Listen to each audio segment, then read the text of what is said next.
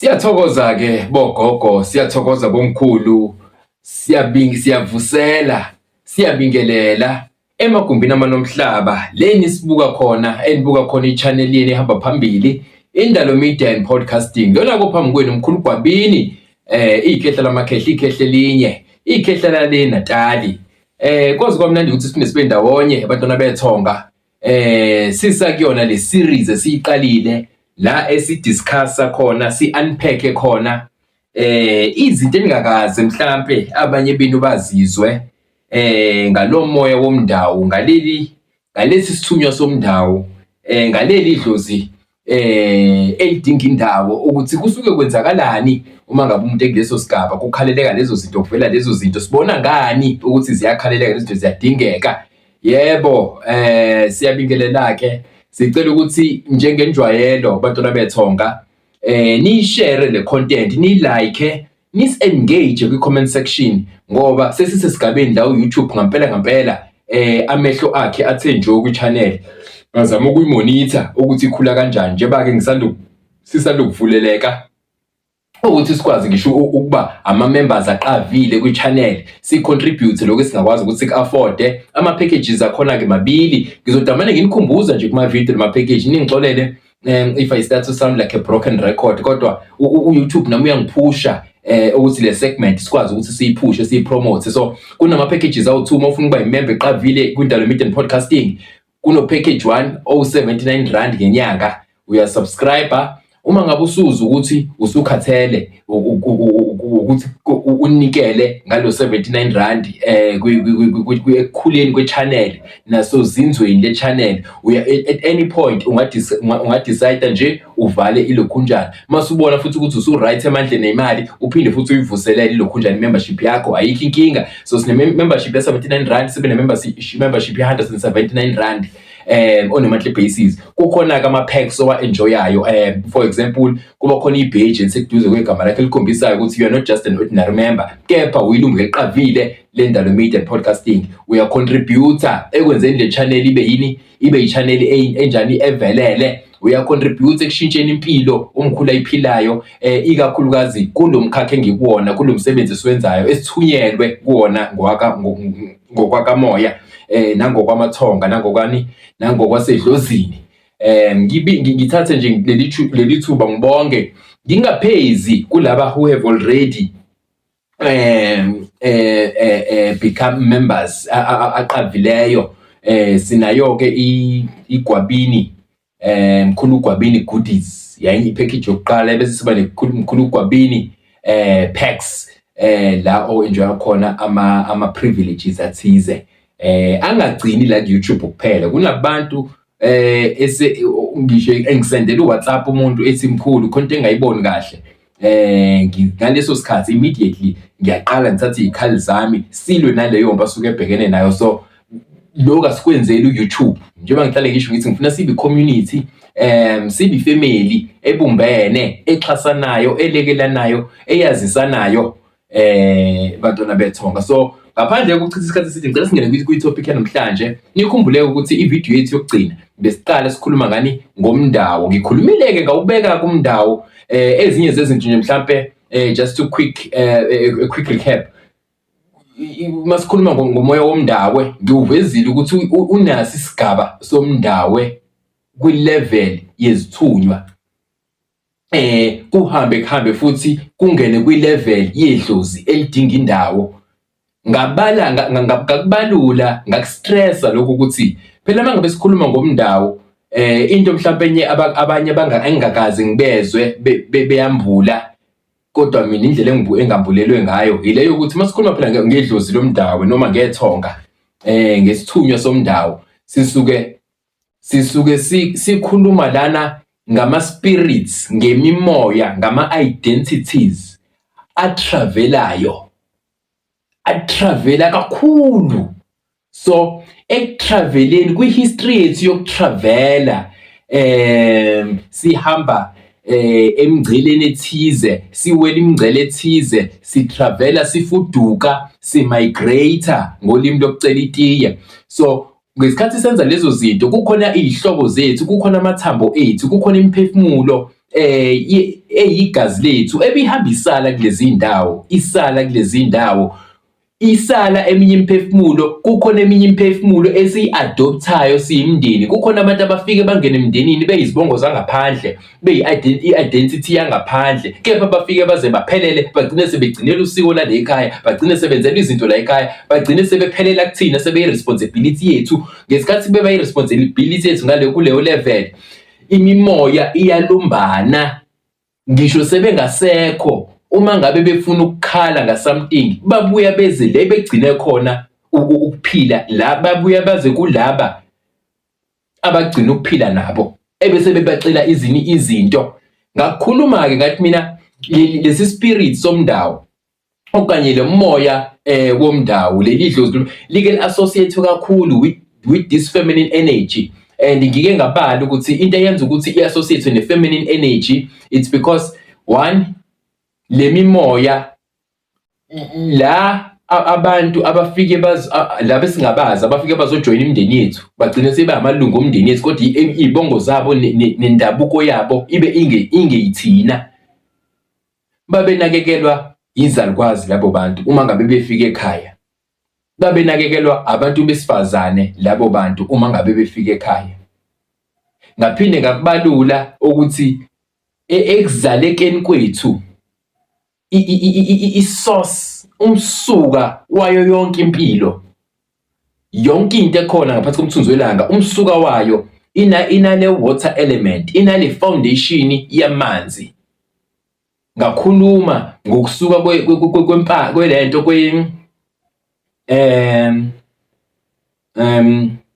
kwembewu emntwini wesilisa eyitshala kumuntu wesifazane, ukuthi kusuke kuwuketshezi luze kolunye uketshezi, luphinde lukhiphe kudaleka isimo sengane, ihlale endaweni eyamanzi until kufika isikhathi la esitshelwa khona amanzi ukuthi sekuzoqala impilo-ke manje entsha, ebese kuqhuma amanzi, ebese umuntu enjani eyazaleka. Lawo manzi iwona amanzi akwazi kuphela ukusibuyisela kuma-factory settings. Uzokhumbula ukuthi umuntu wokuqala okunakekelayo umuntu wesifazane mangabe ususokhalweni lakhe. Konke izipho, ama-responsibilities esisuka nawo kokhokho bethu siwafumbatha sisela okhalweni. Zonke iy'nkinga sizidonsa sisela okhalweni. Wonke ama-challenges esisobhekana nawo siwadonsa umzali wethu kulezi nyanga eziba ubani zokukhulelwa. Sisuke sihogela, sidonsa imimoya, sidonsa izingxabano, sidonsa ubuthakathi, sidonsa ubumnyama, sidonsa ama-generational curses sisasokhalweni. So amanzi ayi-foundation ejule kakhulu, ingakho izinto mase sezibheda kakhulu emntwini kuthiwe hamba uye emanzini. Ngobani? Sisuke sizama ukubuyisela lo usuka khona, lo udabuka khona, sibuyisele ama-factory settings. Uma ngabe sesenza lezo insebenzo zasemanzini, sisuke sesikubuyisela okhalweni emanzini lawo ohlale kuwona izinyanga eziwu-9. That is why lo moya womndawo ugcine usumataniswa nale feminine energy, ukuthi abanye size sithini kulento kwisigaba sokwelapha sike sithi imimoya yezalukwazi leyo kakhulukazi efika nomndawo, ebese sithi amakhehla ikakhulukazi associatewa nani nomndiki nge-nature yawo lowo moya ukuthi uyadikana, abantu besilisa bavele bayadikana. Ebese sizoba nani-ke namanono okuyimoya yey'ngane ey'ncane ezahamba emhlabeni zingakaliboni ilanga, ezinye zahamba emhlabeni zingakaze zigcabe, zingakaze zidle impande, zingakaze zibe nonqa. Ebese kuthiwa imoya yamanono, imoya ehlambulukile. So bekusayi-foundation, ngike ngasho kwividiyo edlule kathi le foundation ibalulekile. Maningi ama-concepts azoba tricky as we forge along nale series yomndawo, kodwa le foundation uma ngabe uyibambe wayibambisisa zisuka, angeke azabe tricky kakhulu lama-concepts esisazoya kuwona siwa-discuss mayelana nalo moya womndawo, nalesi sithunywa somndawo, naleli dlozi lomndawo. So kulesi sigaba sokuthi lo umoya wemoya yemngenelela, ngize ngabala ngathi mina into eda kwi-feminism le associatewa nayo umoya womndawo, ilento yokuthi ngisho abafazi uma ngabe bethathwa belahla ilokhunjana, beshiya kubo, bekhishwa emakubo abazalelwe kuwona, beyo-adoptwa ile family entsha, ile msamo emisha, bafike benziwe lapho kuleyo msamo amakhosikazi, sebeganile, angithi sebe amakhosikazi, kusabantu besimame lapho. Uyabona ukuthi ukufika komuntu wesimame emndenini omusha, ufika nezipho zakubo, ufika nama-abilities ayisiphiwo akubo, ufika nanomcebo abanye wakubo eze nawo la ezokwakha khona umuzi omusha kulesi sibongo esisha. So nabo-ke baya-contribute ekuthenini lo moya womndawo masikhuluma ngawo, noma leli dlo, noma leli thongo, kuthiwe yini?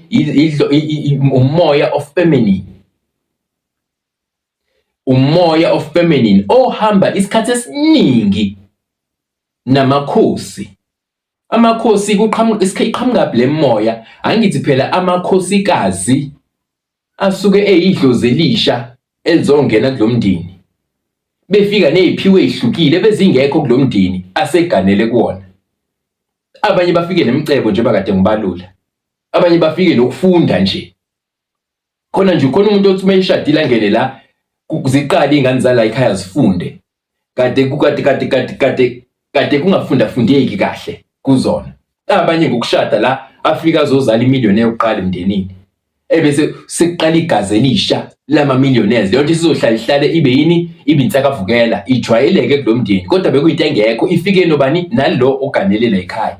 So ingakho sithi le moya yomndawo ikaningi kakhulu ihambisana namakhosi, nemoya yamakhosi. At some point usuke uzophakamisa imoya yamakhosi uma ngabe unalo moya womndawo ophakeme kakhulu.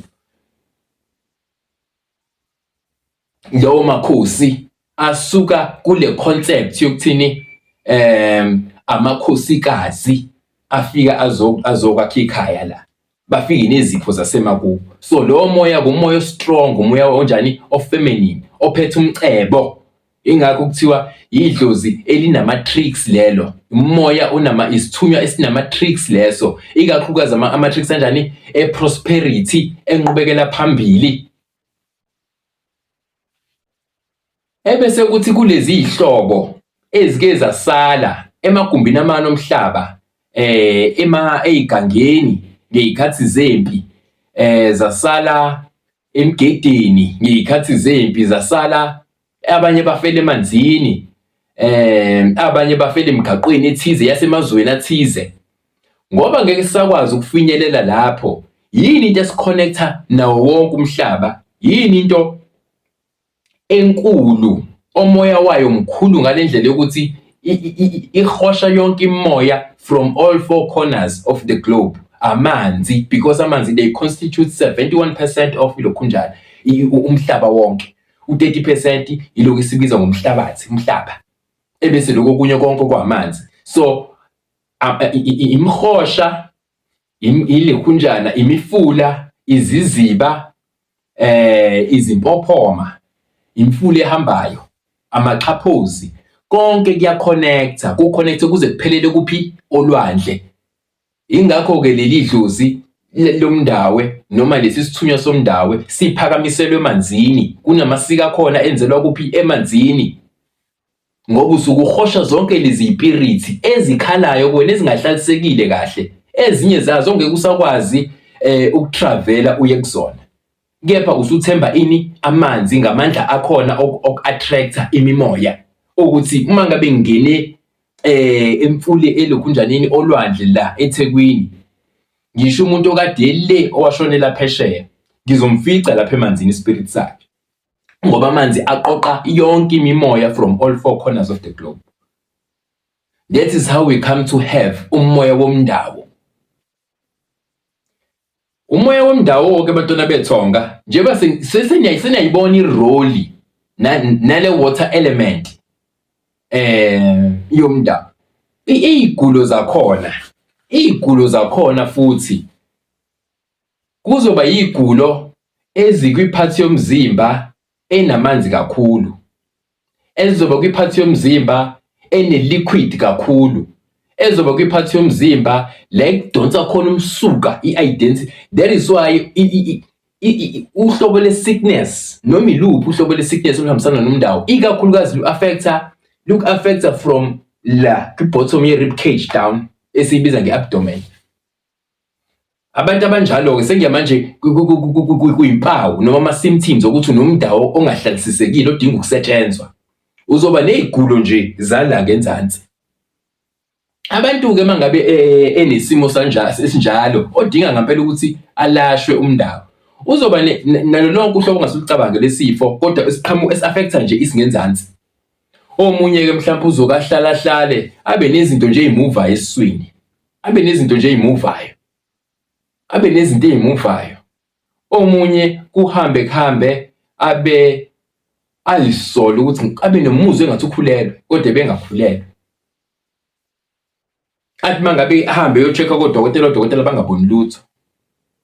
Indaba kukhona lamadlozi, kukhona lezi zithunywa ezihlobene nathi, ezasaphazeka kude, ezifuna indawo. Ingakho kuthiwa yini umndawo, idlozi elifuna indawo, lifuna ukuba nendawo la kuwena. So kumele uyolilanda kuphi emanzini, uligcine lusiko lasemanzini ebese liyahlaliseka la kuwe. That is how we come to have umoya womndawo, idlozi lomndawo, isithunywa somndawo. Omunye ezinye nje mhlawumbe mangase ngi-ede kancane kwimpawu, although ngingizame kule channel ukuthi kungabi i-channel nje kukhulunywe ngey'mpawu, ngifuna isijule mina ngoba i-field engikuyona ne-field nangokwe-practice yami bazoqinisekisa asebengazi in person ukuthi ngisho ufikile la kaMkhulu Gwabini angivesane ngikuphonsele into ngithi mina gquma phalasa, ngiyakuchazela ukuthi la ngifaka ukuthi nokuthi ngicela usebenzise insuku engaka. Ngisho siye emanzini ngikumixela yonke into uyibuka, ngobani thina sama-self-initiates, sifunda ngokubuka, ngokuchazelwa, sifuna ukulalela sizwe iy'tori, sifuna ukutshela ukuthi yini oyifakela wayifaka la, yini esoyi-achieve ngale combination, yini esoyi-achieve with this concoction. Because ama-self-initiates afunda kanjalo, i-initiation yethu inkulu, ijulile. Ingakho ngihlale ngithi mina I always advocate for ilokhunjana, ukucophelisisa uma ngabe uzibona ukuthi uphethwe le mimoya ezenzelayo, ezithwasiselayo. Kukhona into eyokidingeke ulapha eWestern Cape, idingeke ukuthi uzoyenza kaMkhulu Gwabini ese-KZN ePietermaritzburg. Kodwa ngaphezu kwalento suku uzoyilanda la eyinsebenzo, kukhona into ozofika uyifunde la. Because why? uMkhulu Gwabini uwumuntu we-self-initiation. Kunezinto kufanele ufike uyifunde, mhlawumbe ufunde nje indlela amikisa ngayo ichibi. So uma ngabe umuntu ongaqapheli, ungaphindela emumva ujabulela ukuthi umkhulu ukwenzeleni into akwenzelile yakusebenzela, kodwa wangafunda ukuthi udidiyele inani ngasiphi isikhathi sosuku, wayiphakamisa kanjani lento. So ngike ngizame ukuthi ngiyaxoxa impela nabantu abasuke befikile beze kwikhehla lamakhehla. Ngenza nje into oyibonayo ngobani siyi-breed entsha yabelaphi, siyi-breed entsha yama-spiritualist. Asibone laba abadala abavese nje bakuphonsela umuthi bathi ungazi nanokuthi kuhlanganise inanananana. Sina sikholela ekuyixoxeni into yethu, siyayixoxa because sifunda ngama-experiences, sifunda ngama-perceptions, sifunda ngani ngezinto esizibona ngamehlo nesizizwayo nesiziphupha silele. So ezinye-ke ziyimpawu bantwana bethonga umuntu ngampela onomndawo onokuhlushahlushwa umndawo. Uzoba nale nkinga yokuthi umndawo uyafika esigabeni ngaphandle kwaloko sengikubalulile. Uyafika esigabeni sokuthi lo muntu osuke uhlangana naye ningaze nixabane kuze kuhliphike ubudlelwane benu. Akancane ukukuthelela ngento ezoziveza ibi-STI, kodwa kahle hle akanayo STI. Noma mhlambe kube i-infection of some sort. In most cases baba nama-infection abaningi. Uthi manje uyacabanga nayo le infection nje ngabe uyithathe kuphi ngoba mhlawumbe ulala nomuntu oyedwa. Angaqondi. Labo nje abantu abanemindawo nje engahlalisekile isikhathi esiningi banaqhamuka nama-infection nje. Ngampela i-infection e-honest angayithathanga ndawo. Kodwa indaba ileli dlozi lo moya, ilesi sithunywa somnda, ilo moya womndawo onjani ofuna ukuhlaliseka. So indlela okhala ngayo uzoziveza ke ngezifo kanjalo. Uzoyiveza ngezimo kanjalo. Kanti umndawo esikhathini esiningi unama levels of aggression. Kukhona umndawo ngampela osukule level o-aggressive ngale ndlela yokuthi ngishulele ebusuku kakhulu umuntu wesifazane ungaziphupha at some point engathi khona umuntu olala nawe, ngoba yonke lento izala kwi-abdomen, yonke lento izala kwi-center yakho, kumsuka wakho, kule level, kule chakra le, kulokudonsa lokhu kwemvelaphi kwala. Ngoba phela inkaba yomuntu ila imvelaphi yakho le, yona identity leyo yakho. Angithi qala kade sisakhula thina esakhulela emakhaya kwakukhona into eyisaphekisana eyayibekwe kumntwana la, until yome lenkaba emva kokubelethwa, until yome emva kwesikhashana esithize. Yayithathwe leyo nto eyipex isilenga lenkaba le, ebese makubhandwa izindlu eKZN, bezibhandwa izindlu ngodaka. Makubhandwa kubhandelwe ekhaya ngelinye ilanga naleli pex nalenkaba yakho ibhandelwe odongeni. Uhambe ukhule, ufunde, usebenze, ube namabhizinisi, wenze lokho nalokho. Kwakuthi impilo mangabe isixaka, usubona ukuthi ngisabathe ngithinta la akulungi. Kwakuthiwa phi awukuhamba uye ekhaya uyonyathela ekhaya, awukuphindele ekhaya uyodonsa umoya. Kwakushiwo ngoba kuyaziwa ukuthi iyona campus yakho le, uzothi mawufika egcekeni unyathela ekhaya ngoba inkaba yakho ibhandelwe khona. Kuzorestoreka ama-factory settings. So ikuphi leyo nkaba? Ikule ndawo le ene-liquid kakhulu la esiswini. Sakhula-ke zaphela lezo zinto, angizazi inkaba zamanje seyiphelela kuphi. Mina nje eyami inkaba ngisanayo kuze kube namhlanje leyo nto leyo, inkaba lesukisele le piece le eyomayo igcina iyiwele. Ngisanayo namanje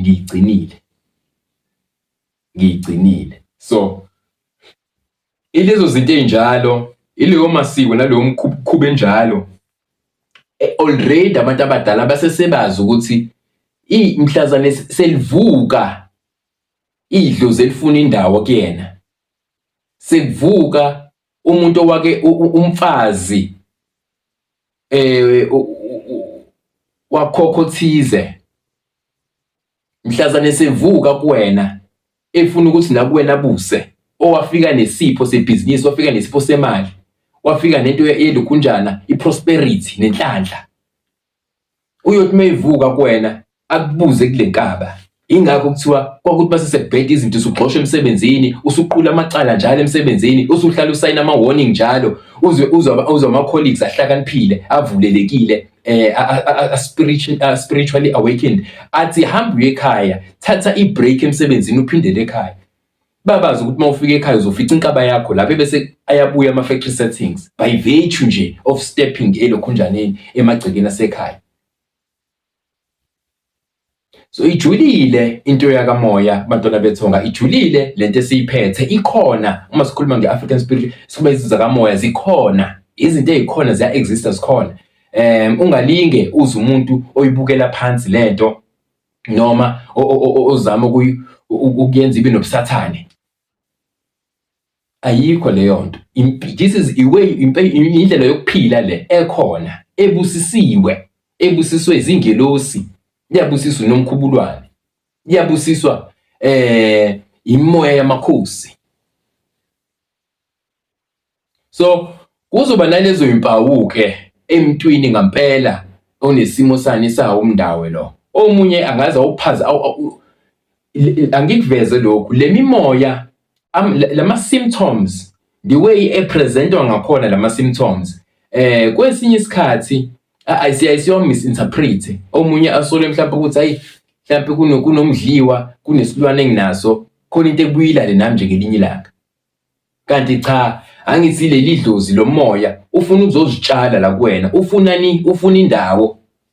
Kodwa-ke lawo maphupha njalo ngiyoke ngelinye ilanga siwenze lawo maphupha ukuthi ikuphi ukuphuphulala wenza ucansi oku-innocent, mhlawumbe okuyinkulumo e-innocent, ikuphi okuyisilwane okwakhiwe abantu. Ubona ngani kufanele kwenzekaleni ngesikhathi ulele naleyo nto osukulele nayo, ukuze ubone ukuthi hayi lokhu okwesiZulu akukona okobuthakathi.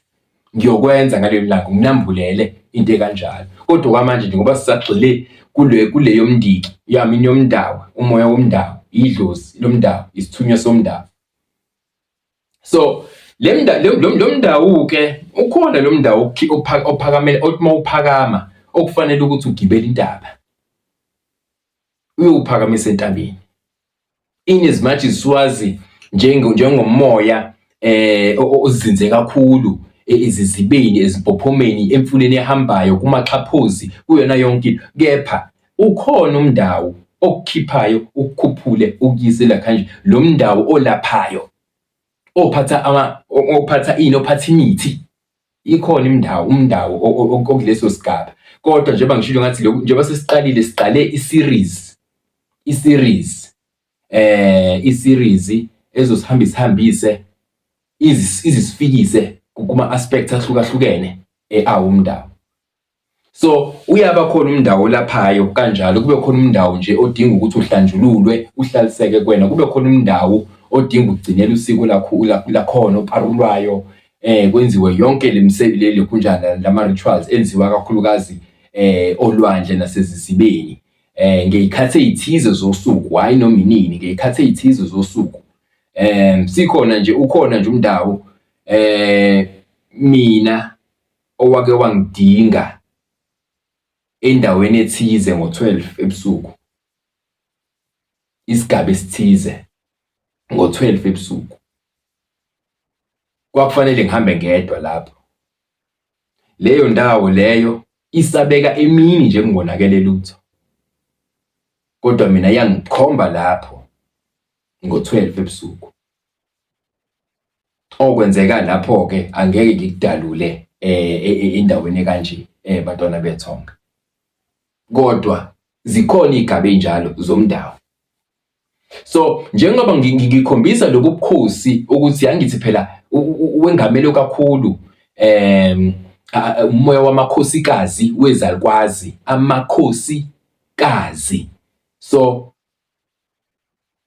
lowo mndawo ubuye ube nani ngingayibiza ngani, ngizama ukucabanga igama kuyilo, ubuye ube nemicibilisholo ethize umndawo. Le mcibilisholo iyabathwista abalapha abaningi, ngoba le mcibilisholo ngiyithatha ama-code, ama-pin code. Le moya ibuye ibe nama-pin code isikhathi esiningi, izinto ongasoze waziqagela, izinto ongasoze wazenza ngokwe-experience ukuthi usuphakamise indawo, usulokhu nje usulaphe abantu imndawo esikhathi esingakanani. Kuba ne-pin code yakhona, umuntu wakhona ozomsebenza uzokutshela into ehlukile nje, noma kuzovazela ukuvuka umuntu kuyena akukhulumela into ongakazi uzuyizwe silokhu waqala ukwelapha, athi ngicela ngenze lokuthi nokuthi manje, noma athi masenisemanzini ngenze ukuthi into ongeke uzuyiqagele, ongeke uzuyikrebe, futhi uyoqala uyizwe uyigcine ngalelo langa. So lokho-ke kaMkhulu Gcwabesi sikubiza ngama-secret code. Ikhona insebenzo la esikwazi ukuthi sivule nje i-secret code, sikuqaqele yonke into yakho, kodwa sithole le pin code le kube sehlulile. Ukuba uma ngabe ungayitholanga lo pin code ungacisha umhlaba uhambe wonke, ingenzeki lento oyifunayo. Ngobani? Nami isabelo sami enginaso engasiphiwe yibona okhokho bokho sokwazi uku-unlock izinto ey'kanjalo. So ijule kakhulu ke bantwana bethonga lena yomndawo ijule kakhulu ke kufanele ukuthi sicophelisise ikakhulukazi uma ngabe sizolungisa leyo moya, ngoba futhi cisho iyona moya yokuqala oyilungisayo uma ngabe usurealize ukuthi into zakho zakamoya zidinga i-attention yakho. Eminye yemoya yokuqala umnono, isithunywa, umndiki, umndaba, iyona moya yokuqala ojwayele ukuthi uyisebenzise, kodwa akusho ukuthi uma usuyisebenzile inezigaba zakhona usuke ungaqedile. Uzoloku ihlale uphinde uyokwenza esinye isigaba sakhona futhi uye emanzini kokusawo umndaba. Phinde futhi kuhambe emva kweminyaka uphinde futhi udinge kokunye ukuthi uyokwenza khona emanzini okuyisigaba kuyisigaba esithize futhi sawo umndaba. So ijule kakhulu leyo mndawo bantwana bethonga. Ukujula kwayo angeke ngisho le noma ingeke izibe mnandi, kodwa ukujula kwayo kuhamba kuhambe kuze kudinge ukuthi kusetshenzwe umuntu odonsa imoya emazweni angaphandle. Angisho ukuthi umuntu okhulele osebenza based eKZN uyamhlula completely lo moya, kodwa nalowo muntu osebenza kumele kube umuntu onjani omoya wakhe unebudlelwane, unokuhabula, unokudonsa kwemoya yamazwe angaphandle, oMalawi, oMozambique, oNamibia. Njengoba ngise-series le kuzohamba kufika isigaba le ngizosho khona engizokuveza khona ukuthi isiphi leso sigaba somndawo esingasadinga umuntu wala ukuthi ngeke uze ulashelwe la. Dingeka umuntu ohabula imoya yamazwe angaphandle, ngoba sikhuluma i-energy etravelayo kakhulu leyo, i-energy etravelile leyo, because even nathi sikule segment nje kodwa we are travelers, we are traveling. So idlozi elitravelayo, ingakho noma ulungiselela angeke uze uliqede la uhlala khona, angeke uze ulungisele uzuqede eMaritzburg. At some point uzokukhipha eMaritzburg ukuyise kwelinye idolobha, at some point uzokukhipha eKZN province ukuyise kwenye province, because idlozi elitravelayo kufanele uhabule imoya from all four corners of the globe. Uhabule eMpumalanga, uhabule eNtshonalanga, uhabule eNingizimu nemaphakathi. Imoya umndawo ke lesikhuluma ngawo, idlozi lendawo, idlozi elifuna indawo kuwena, elifuna ukwakhela kuwena.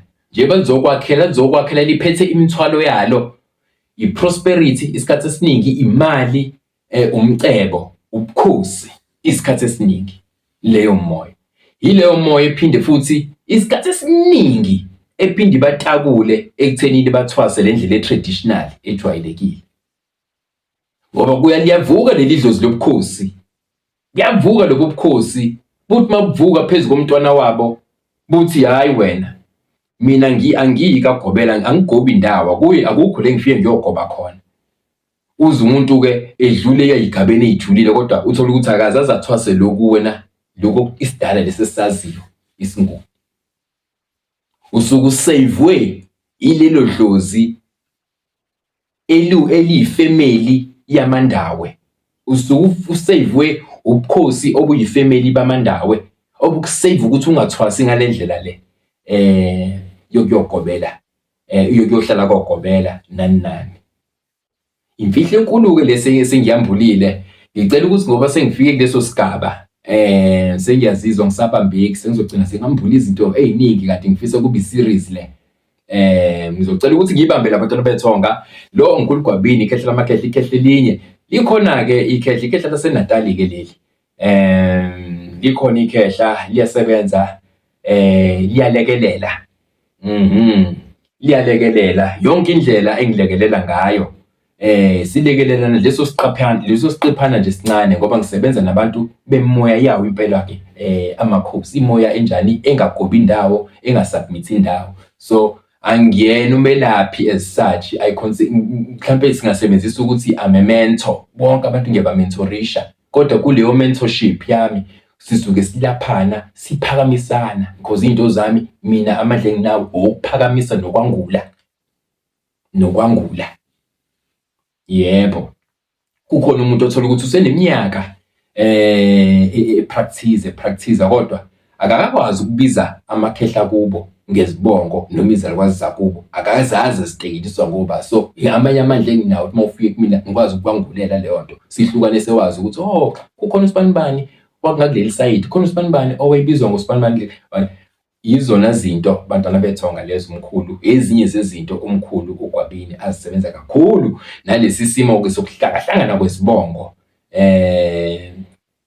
Ngaphiwa lowo moya ozothile nomsulwa ngale ndlela yokuthi ngiyakwazi ukucela uxolo kumuntu ohlangahlangane noyibongo, ebese sithathe i-shape, sithathe iform ekufanele siyithathe isibongo phezu kwesabelo sempilo yakhe, bese kuba khona uzinzo empilweni. Izinto umkhulu lezo akwazi ukuthi enene ezenjani azenze kalula ebantwini abahlangahlangane noyibongo. Umuntu ongasebenzi kodwa usethwasile impela igaba ezithize, kodwa manje akaqhumile.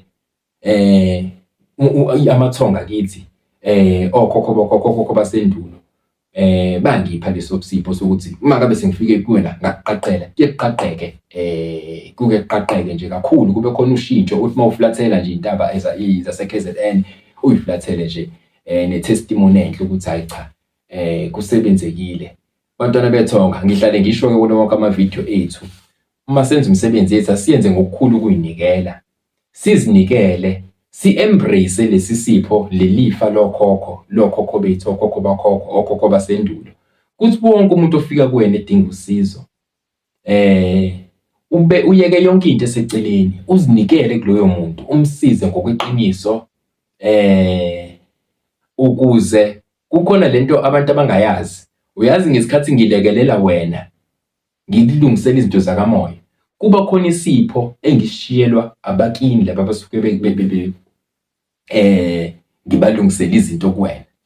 Yingakho isikhathi esiningi uthola umuntu uzothi hayi mina mkhulu uGwabini before ngibona i-podcast kodwa ngingakubona, okanye ngithe sengibona i-podcast ngakhumbula ukuthi ngangakuphupha. Omunye athi ngeke mkhulu ngithe ngibona nje i-podcast, emva kwe-podcast ngaphupha ebusuku kwathiwa angize. Ngampela labo bantu mabefika mkhulu uGwabini fike kwenzeka insebenzo unique nami engakaze ngiphuphe ngisho ngilele, kodwa ifike yenzeke kubona ngoba isona sipho engasifumbathiswa leso semvelo bantwana bethonga. So ingakho ningibona ngumuntu ovulelekile, onesikhathi sonke, ngoba lento engiyenzayo angivelanga nje ngavuka ekuseni sekunje, ngiyisebenzelile, ngayichelela ngeyithukuthuku, ngayichelela ngenyembezi, ngayichelela ngokuhletshwa nangokuhleka. So ngiyohlala ngiyicherisha lento ngoba ekugcineni ngisale phansi ngokwesigaba ngangayijeli ukuthi kuyofika la ekukhona khona umuntu ophuma le kude afika azocela usizo kumkhulu uGwabini, aphindele emuva afika abone ama-miracles le.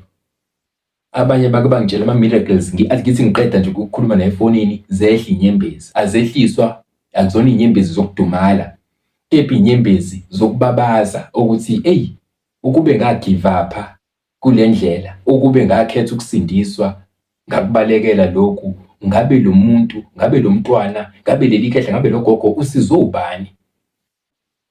So ingakho-ke nimbona umkhulu uGwabini engathithi njengoba ngayeka yonke into, ngadela yonke into, ngafocusa kulo msebenzi bantwana bethonga. So ingakho ngi-appreciate nalabo abathatha i-membership because iyalenza-ke ushintsho nakumina leyo membership. Iyalenza nje noma fees lawo aqoqekayo njalo ngenyanga, ayalenza ushintsho nomkhulu akwazi ukuthi yenze njani, aphile. Ebese ngizidedicate nje kulo msebenzi kuphela. Yilo msebenzi nje kuphela okhona, ngidila nani. Kukhona kade ngivakashele wathi wemkhulu ifoni yakho uyiphendula njalo kanje umuntu asisendele manje into phela. Ngingasho kathi ngiphila lempilo mntwana wethonga, kuningi engakudela kwasemhlabeni ngesikhathi ngithatha lolu hambo. So akufuneki iy'thembiso engazenza kokhokho omkhulu kuhambe ngideviate kwizivumelwano zethu. So umkhulu uGwabini uyohlale eyilomkhulu available okhona. So cela sibumbaneni ke sithanda nabantwana bethonga emagumbini amanomhlaba leni khona. Ngiyathemba konke nikufisayo, ngiyakhuleka, ngiyanxusa, ngiyanxenxa abantu ihlwele zakini ukuthi ziniphakamise, nibe abantu abangcono, impilo ishintshe ibe ngcono, sinikhule, nihlakaniphe, nihloniphe izinto, nihloniphe imali mawusaphiwa imali, uhloniphe umndeni mawusanomndeni, uyivaluishe izinto ezinjalo. Ngisho isimo ama-odds ekuphikisa ukuthi uthanda abantu, kodwa ngaso sonke isikhathi extend uthando ebantwini abasondelene nawe. uNkulunkulu namathonga ke bayokubuyisela ngey'ndlela ezingalindelekile lonke lolu thando olunikezayo ebantwini. Camagu bantwana bethonga.